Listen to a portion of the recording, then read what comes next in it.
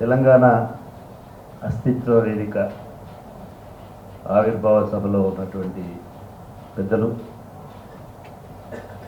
అదేవిధంగా ఈ వేదికపై ఆసీనులైనటువంటి పెద్దలు, మిత్రులు అందరికీ శుభాకాంక్షలు, అభినందనలు. అందులో ముఖ్యంగా ఈ ఆవిర్భావ సభలోనే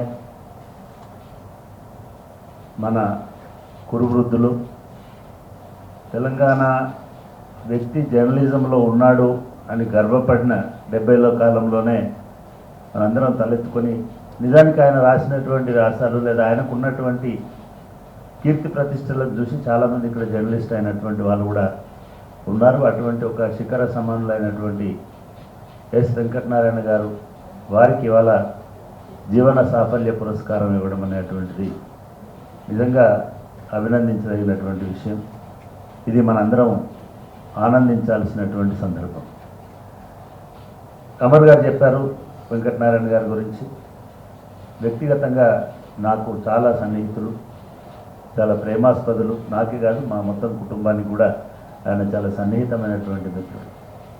వారికి ఈ అవార్డు ఇవ్వడం అనేటువంటిది మనం తెలంగాణ ఆత్మను ఆవిష్కరించుకోవడం లాంటిదని నేను భావిస్తా ఉన్నాను.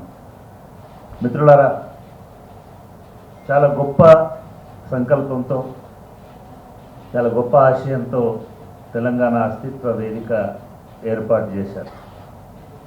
ఈ అస్తిత్వ వేదిక ఎజెండా, అదేవిధంగా విధాన పత్రం, గత 2-3 నెలలుగా జరిగినటువంటి కార్యక్రమాలు ఈ అస్తిత్వ వేదికను ఆవిష్కరించుకోవడానికి, ఒక ప్రామాణికత నిర్ణయించుకోవడానికి వాళ్ళు చేసినటువంటి ప్రయత్నం వాళ్ళ పుస్తకాల రూపంలో కూడా వచ్చింది. అనేక మంది మేధావులు దానిలో వ్యాసాలు రాసిన. తెలంగాణలో ఉన్నన్ని బహుశా పౌర సమాజ సంఘాలు భారతదేశంలో కానీ ప్రపంచంలో కానీ ఎక్కడ ఉండకపోవచ్చు, లేకపోవచ్చు. ఇప్పుడు జాకులు అయితే కొన్ని వేలు ఉన్నాయి. అదేవిధంగా సంఘాలు తెలంగాణ పేరుతో కూడా కొన్ని వందల సంఘాలు ఉన్నాయి. ఇవాళ మళ్ళీ అస్తిత్వ వేదిక ఎందుకు అవసరమని అనిపించవచ్చు. మనం చాలాసార్లు కన్ఫ్యూజ్ అవుతున్నాం. చరిత్రకి, ఐడెంటిటీకి, ఎగ్జిస్టెన్స్కి, అదేవిధంగా తెలుగులో చెప్పుకోవాలంటే గుర్తింపుకు, అస్తిత్వానికి, చరిత్రకు మధ్యలో చాలా అయోమయం అనేటువంటిది ఉంటుంది. అమర్ గారు ఒక జర్నలిస్ట్గా అది ఆయన ఐడెంటిటీ, చక్రపాణి గారు ఒక ప్రొఫెసర్గా అది ఆయన ఐడెంటిటీ, రాఘవరెడ్డి ఒక ఐడెంటిటీ, శ్రీనివాసరెడ్డి ఒక ఐడెంటిటీ. బట్ అస్తిత్వం ఈజ్ సంథింగ్ డిఫరెంట్. గుర్తింపుకు, అస్తిత్వానికి చాలా పెద్ద లోతైన, సైద్ధాంతికమైన, తాత్వికమైన అర్థం ఉంటుంది. అది పిట్టల రవీందర్ కానీ లేదా ఇక్కడ ప్రసంగించి ఆ పుస్తకంలో వాళ్ళు ఇచ్చినటువంటి పుస్తకం అందరూ చదవాలని కూడా నేను రికమెండ్ చేస్తా ఉన్నాను. ఎందుకంటే దానిలో చాలా అంశాలు ఉన్నాయి. ఏమిటి అస్తిత్వము అంటే, ఒక తేజస్వి సూర్య కించపరిస్తే పోయేదో, ఏదో ఒక పవన్ కళ్యాణ్ మాట్లాడితే ఇదయ్యేదో, లేదా నారా లోకేష్ నాకు తెలంగాణ అంటే ఒక ఎమోషను, ఒక వైబ్రేషను అని అంటే మనం కలవరపడేదో కాదు. అస్తిత్వం మన గతాన్ని, మన వర్తమానాన్ని, మన భవిష్యత్తుని ఆవిష్కరించేటువంటి ఒక ఆత్మ. మనం గత 2 రోజులుగా 3 రోజులుగా ఈ దేశ రాజకీయాలను శాసించినటువంటి ఒక అస్తిత్వాన్ని చూసినాం. దక్షిణాది వాళ్ళు అనేటువంటిది ఒక ఐడెంటిటీ. దక్షిణాది మా ముఖ్యమంత్రుల్లో ఐడెంటిటీ ప్రకారం చంద్రబాబు నాయుడు కూడా ముఖ్యమంత్రి. దక్షిణాది పార్టీల్లో పవన్ కళ్యాణ్ పార్టీ కూడా ఒక పార్టీనే. కానీ దక్షిణాది అస్తిత్వాన్ని ఆవిష్కరించి ఢిల్లీ ఆధిపత్యాన్ని నిలబెట్టినటువంటి ద్రవిడియన్ పాలిటిక్స్ అనేటువంటిది ఒక ఎగ్జిస్టెన్షియలిజంకు సంబంధించిన, అస్తిత్వ పతాకకు సంబంధించినటువంటి అంశం. అది మన పార్లమెంట్లో చూసినాం. అదొకటే కాదు, భారతదేశంలో అస్తిత్వాన్ని నిలబెట్టుకున్నటువంటి ప్రాంతం ఏది, అస్తిత్వాన్ని నిలబెట్టుకుని జాతి అని చెప్పుకోదగిన ప్రాంతం ఏది అని అంటే అది తమిళనాడు అనేటువంటిది ఒకటి మనకు అర్థమవుతుంది. అదేవిధంగా ఈ అస్తిత్వాన్ని కొనసాగిస్తూ అభివృద్ధి చెందుతున్నది ఎవరు అంటే మార్వాడీలు అనేటువంటి దాన్ని కూడా మనం గమనించవచ్చు. వాళ్ళ జాతి నిర్మాణ పునాదుల్లోనే ఈ అస్తిత్వాన్ని ఎట్లా నిలబెట్టుకోవాలనేటువంటిది ఉంటుంది. అస్తిత్వం ఇవాళ కేవలం చరిత్రంగా మనం చరిత్రను మననం చేసుకొని ఉండడం కాదు. అస్తిత్వం అంటే ఇందాక వరంగల్ సీను చెప్పినట్టుగా మన చరిత్ర యొక్క వారసత్వాన్ని భావితరాలకు ఎట్లా అందించాలి. చరిత్ర వారసత్వం అంటే కేవలం పుస్తకాలలోనో కవులలోనో లేకపోతే సంస్కృతిలోనో బతుకమ్మతో పాటు అది జాజరి కావచ్చు, కోలాటం కావచ్చు, లేకపోతే ఇంకోటి కావచ్చు, ఇవన్నిటికి సంబంధించినటువంటి ఒక ప్రత్యేకమైన సంస్కృతి. ఈ ప్రత్యేకమైనటువంటి సంస్కృతి తెలంగాణకు ఉంది కాబట్టే ఇక్కడ జమ్మి చెట్టు ఉంది. ఈ ప్రత్యేకమైనటువంటి సంస్కృతి తెలంగాణకు ఉంది కాబట్టే ఆ లోగోలో బతుకమ్మ ఉంది. తెలంగాణ తల్లి అనే ఒక రూపం చేతిలో బతుకమ్మ, పాలపిట్ట కూడా. అయితే తాడి చెట్లు, పాలపిట్టలు, బతుకమ్మలు, పూలు మాత్రమే అస్తిత్వమా? ఇది శాశ్వతంగా నిలబడే అస్తిత్వం. దయచేసి మనం దీని మీద కొంత ఆలోచన చేయాలి.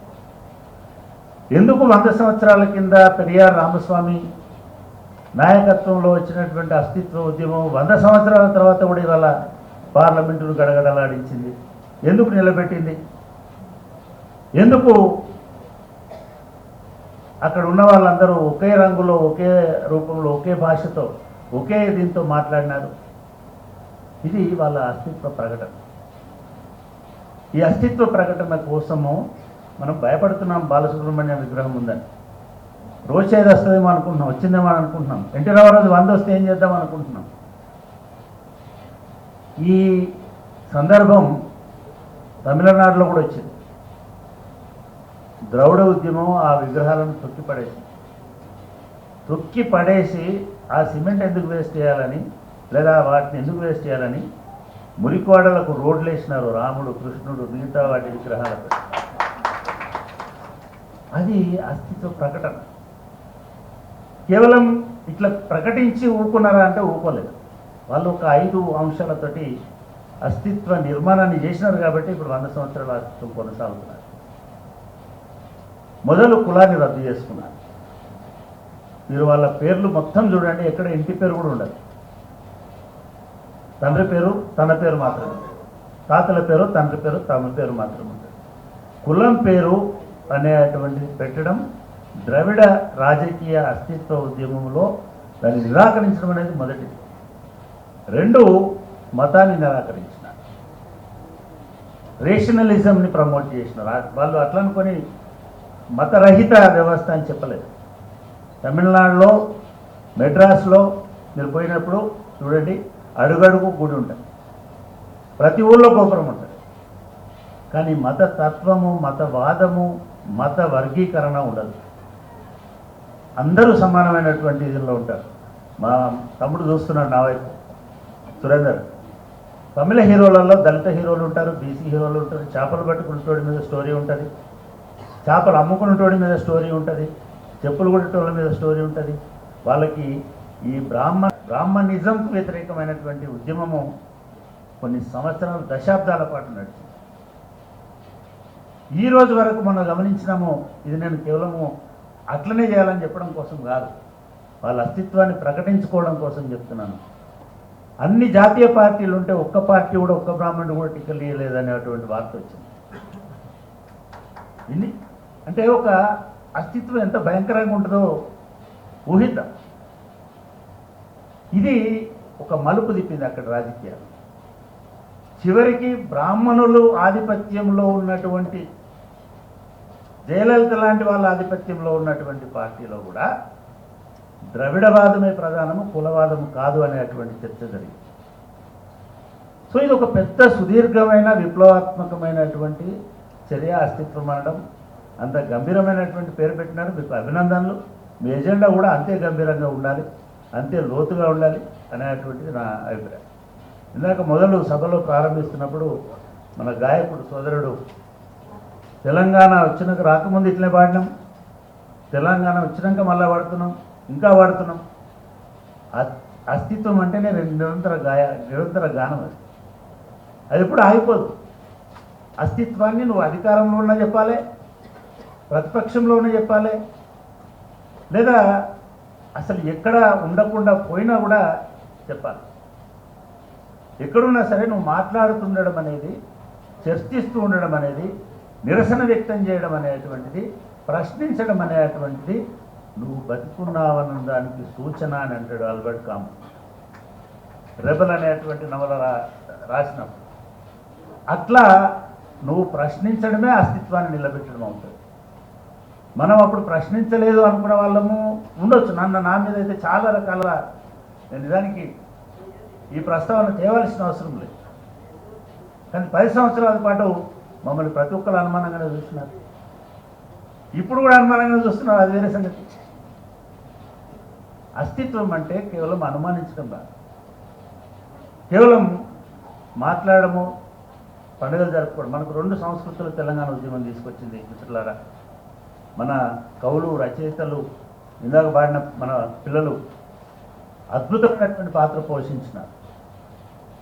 ఆ అద్భుతమైన పాత్రలో 3 ప్రధాన అంశాలను అనుకోండి ఆవిష్కరించినారు.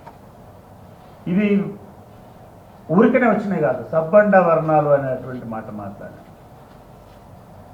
సబ్బండ వర్ణాలు సమానమైనటువంటి పాత్ర తెలంగాణ చరిత్రలో, తెలంగాణ సాంస్కృతిక చరిత్రలో ఎప్పుడైనా పోషించారా? భారతదేశంలో ఎక్కడైనా పోషించారా? సమాన హోదా, సమాన గౌరవం నేను గర్వంగా చెప్పగలను, తెలంగాణ ఉద్యమంలో పోషించారు. తెలంగాణ ఉద్యమంలో ఈ సబ్బండ వర్ణాలకు సమానమైన గుర్తింపును చూసి నేను ఆశ్చర్యపోయిన సందర్భాలున్నాయి.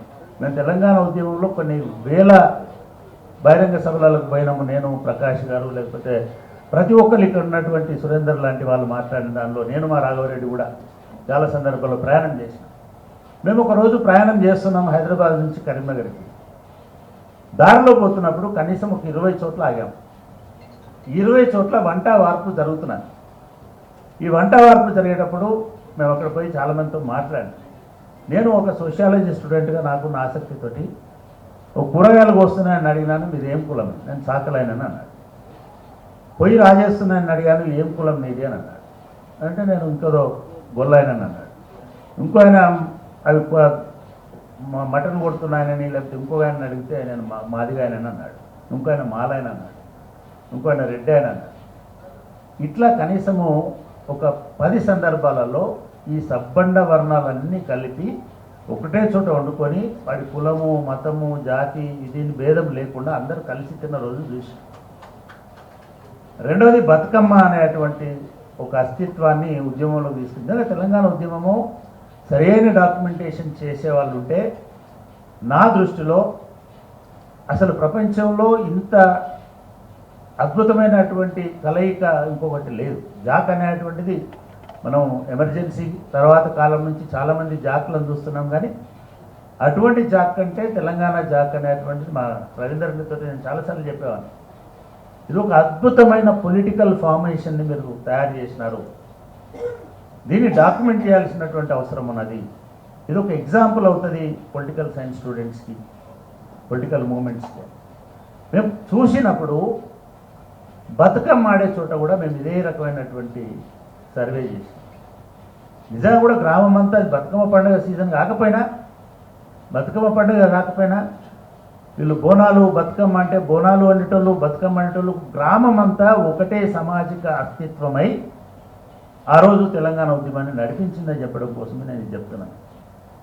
మేము మాట్లాడుకుంటూ వస్తున్నప్పుడు ఒక ప్రొఫెసర్ అన్నాడు, నేను చాలా ఎమోషనల్గా ఇట్లా అయిపోయింది తెలంగాణ ఉద్యమాలు అనేటివి అంటే, బాస్ నువ్వు జర ఆగు, ఒక 1 year తర్వాత ఇదే గ్రామాలలో కులాలు కొట్టాడుకుంటాయి. మళ్ళా ఇది నిరంతరం పోరాట రూపంలో జరిగేది కాదు. ఇవాళ ఒక సంక్షోభం ఉంది కాబట్టి వీళ్ళందరూ ఒక్కకాడికి వచ్చినారు.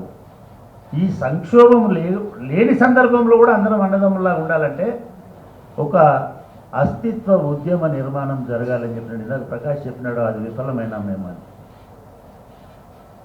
నిజంగానే ఒక ఆపదలో ఉన్నప్పుడు అందరం ఒకటవడం అనేది ఒక సామాజిక స్వభావం. ఆపదలో ఉన్నప్పుడు ఒక్కటైన మనం నిరంతరం ఒక్కటిగా ఎందుకు ఉండలేమో, ఆ నిరంతరం ఒక్కటిగా ఉండడానికి తమిళనాడులో 30 సంవత్సరాల ఉద్యమం జరిగింది. ఆ 30 సంవత్సరాల ఉద్యమం ఫలితంగా ఇప్పుడు 70 సంవత్సరాల నుంచి అది ఒకటేగానే ఉన్నది. ఇక్కడ రెండో విషయం కూడా గమనించాలి. Tamil Nadu Dravidian model, Dravidian symbolism అనంటే ఒక పార్టీ కాదు. ద్రవిడులు ఎవరు అధికారం, ఎవరు ద్రవిడియన్ ఎజెండా ఇంపార్టెంట్. నేను ఆ పుస్తకంలో చాలా అద్భుతమైనటువంటి అంశాలు, తెలంగాణ ఎజెండా ఇంపార్టెంట్, ఏ పార్టీ అధికారంలో ఉన్నది ఇంపార్టెంట్ కాదు. ఈ తెలంగాణ ఎజెండాను ఫార్ములేట్ చేసుకోవాల్సిన అవసరం ఉంది. ఇది మనకు చాలా సులభం, ఎందుకంటే తెలంగాణ ఉద్యమం ఆ ఎజెండాను ఫార్ములేట్ చేసింది. రెండో విషయం కూడా చెప్తున్నాను, ఆ తెలంగాణ ఎజెండాను గత 10 సంవత్సరాలు, గడిచిన 10 సంవత్సరాల్లో అల్లం నారాయణ గారిని ఆలస్యంగా అయినా వేదిక మీదకి రావాల్సిందే. తెలంగాణ ఎజెండా నేను ఇందాక చెప్పినట్టుగా ఉద్యమం ఏజెండా ఏ ఆకాంక్షలు అయితే తీసుకొచ్చిందో అదే తెలంగాణ ఎజెండా. అందులో నిజానికి తెలంగాణలోకి అధికారంలోకి వచ్చినప్పుడు గతంలో ఉన్నటువంటి కేసీఆర్ ప్రభుత్వం ఆ ఎజెండాను ఇంకా విస్తృతపరిచి పరిపాలనకు, తెలంగాణకు అవసరమైనటువంటి తెలంగాణ అస్తిత్వాన్ని నిలబెట్టడానికి అవసరమైనటువంటి అంశాలను కూడా జోడించింది. మీ పత్రంలో దానికి సంబంధించిన అంశాలు, కాళేశ్వరంకు సంబంధించినటువంటి అంశాలు కూడా ఉన్నాయి. అస్తిత్వం అంటే కేవలం సంస్కృతి, ఇందాక మనం ఇంతసేపు చెప్పినట్టు అది మాత్రమే కాదు, మన అభివృద్ధి, మన భవిష్యత్తు, రేపు మన తరాలు ఏ దాని ద్వారా మనం తెలంగాణ వాళ్ళమని గుర్తుపట్టుకుంటాం. భాషతో పాటు మన అభివృద్ధి నమూనా. అందుకే తమిళనాడు గవర్నమెంట్ ద్రవిడియన్ మోడల్లో అభివృద్ధి నమూనాను మాత్రమే అస్తిత్వానికి ఒక సూచికలాగా, ద్రవిడియన్ మోడల్కి ఒక ప్రామాణికంలాగా తీసుకుంది.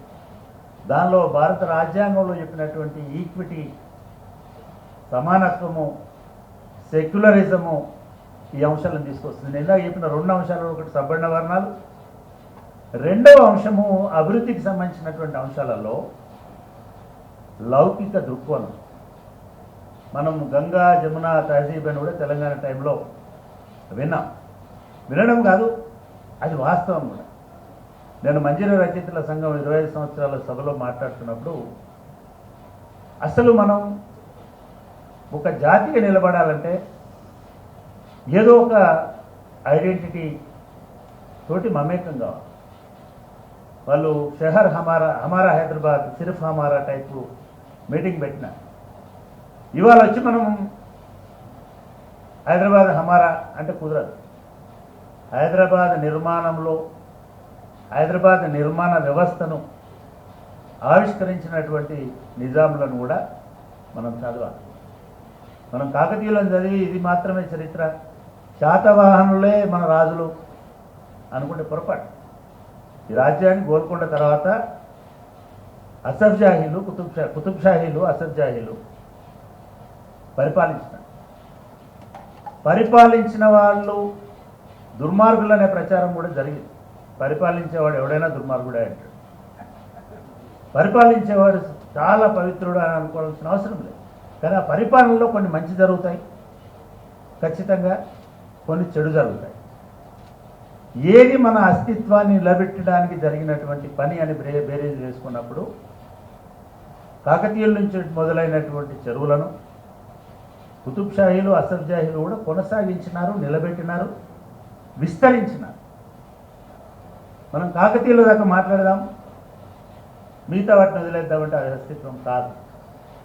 కాకతీయుల నుంచి మాట్లాడదాం, మిగతాది వదిలేద్దాం, మళ్ళీ మిషన్ కాకతీయ గురించి మాట్లాడదామంటే కూడా కాదు.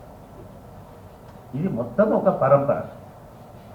అస్తిత్వం అనేది ఒక పరంపర, లేకపోతే ఎక్కడో తెగిపోతుంది.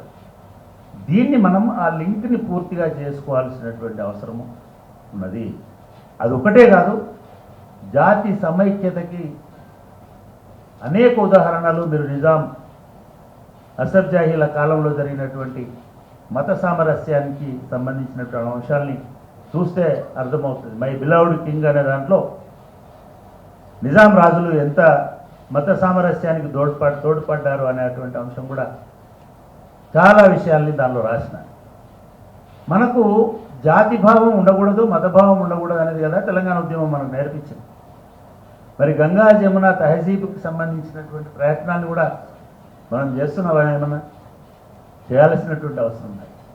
ఆ సంస్కృతిని కూడా పీరిళ్ళ పండుగ దగ్గరికి ఎట్లాగైతే మన శ్రీనివాస్ పాడుతుంటాడు ఆ పాటల్లో, మనకు కేవలము అది పాడుకోవడానికి పుట్టిన అసైదుల హారతి కాళ్ళ గజల గమ్మతి, అది గమ్మతిగా పాడినాం, మూమెంట్ కోసం పాడినాం, కలపడానికి కోసం పాడినాం. కలుపుతున్నామా మనం? కలుస్తున్నామా మనం? వాళ్ళని కలుపుకొస్తున్నామా మీ అస్తిత్వ వేదికలోకి?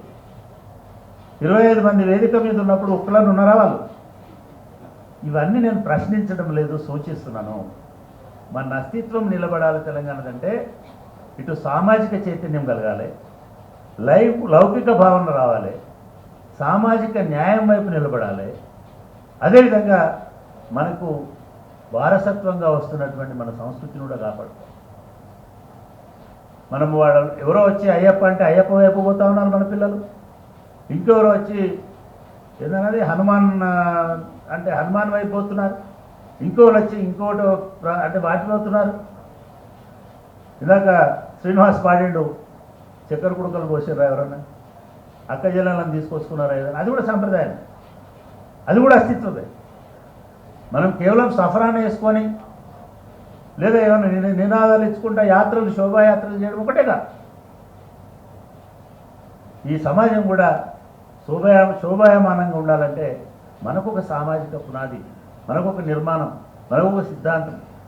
తెలంగాణ ఎవరు పరిపాలించినా దాని ప్రాతిపదికనే పాలించాలనేటువంటి ఒక శాసనకర్తలుగా ఈ తెలంగాణ అస్తిత్వ వేదిక ఎదగాలని, దానికి కొంచెం సుదీర్ఘమైన ప్రణాళికలు ఉండాలి, కొన్ని మనం వదులుకోవాలి. ముఖ్యంగా ఇది ఒక జాతిగా ఎదగాలి. కందికొండ గారు తెలంగాణ ఉద్యమం సందర్భంగా మేము బేసిక్స్లో చాలాసార్లు కూర్చునేవాళ్ళం. నాది తెలంగాణ జాతి, నా తరతరాన ఉన్నది నీతి అని, నా నరనరాన ఉన్నది నీతి అని ఒక పాట రాసినాడు. దాన్ని ఆయన అన్ని చెప్పడం కోసం చివరికి మేకపోతోళ్ళం తెల్ల కల్లోలం అని కూడా అన్నట్టు, అని తెల్లటి మనసోళ్ళం అని అన్నాడు. తెలంగాణ జాతి అటువంటి ఒక తెల్లటి మనసు ఉన్నటువంటి జాతిలాగా ఎదగాలి. రాజకీయ నాయకులు ఎవరైనా సరే తెలంగాణ ఆత్మను మాత్రమే ఆవహించుకొని పరిపాలించాలి. తెలంగాణకు అన్యాయం చేసినట్టుగా కానీ, తెలంగాణను విస్మృతపరిచినట్టుగా కానీ, తెలంగాణ అస్తిత్వానికి ప్రమాదకరంగా మాట్లాడినా కానీ ఎదిరించేటువంటి ఒక ధైర్యం ఉండేటువంటి సంస్థలాగా ఇది ఎదగాలి. ప్రకాష్ గారు నాకు ఫోన్ చేసినప్పుడు నిజానికి మేము మీతోటే ఈ ఉద్యమం చేద్దామనుకున్నాము, ఇంకేదో చేద్దామనుకున్నాము, కానీ మీరు ఇప్పుడు అధికారంలో ఎవరు ఉంటాడు? ఎవరు అధికారం? ఇది అధికారం కాదు. అధికారం అయితే నేను మాట్లాడను, అది నా వృత్తిలో భాగము, నా ఉద్యోగంలో భాగము.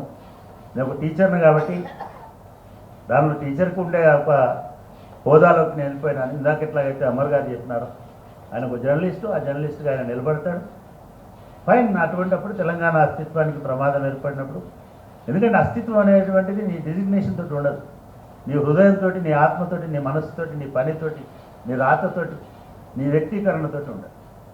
కాబట్టి ప్రకాష్ గారు అట్లా అనుకోవాల్సిన అవసరం లేదు. తెలంగాణ మొదటి బహిరంగ సభ నుంచి తెలంగాణ సాధన వరకు కూడా నేనేం చేశానో మీకు తెలుసు, భువనగిరి నుంచి హైదరాబాద్ దాకా. కాబట్టి ఎప్పటికైనా నేను తెలంగాణ అస్తిత్వ ప్రతీకగానే ఉంటాను, దానికోసం నా ప్రయత్నం చేస్తున్నాను. నాకు ఈ అవకాశం ఇచ్చి ఇవాళ నన్ను ముఖ్య అతిథిగా గౌరవించి నా ద్వారా పెద్దలు వెంకటనారాయణ గారి అవార్డు ప్రధానోత్సవంలో నన్ను పాల్గొనేటట్టు చేసినందుకు తెలంగాణ అస్తిత్వ వేదికకు మనస్ఫూర్తిగా కృతజ్ఞతలు తెలియజేస్తూ ముగిస్తున్నాను. Thank you.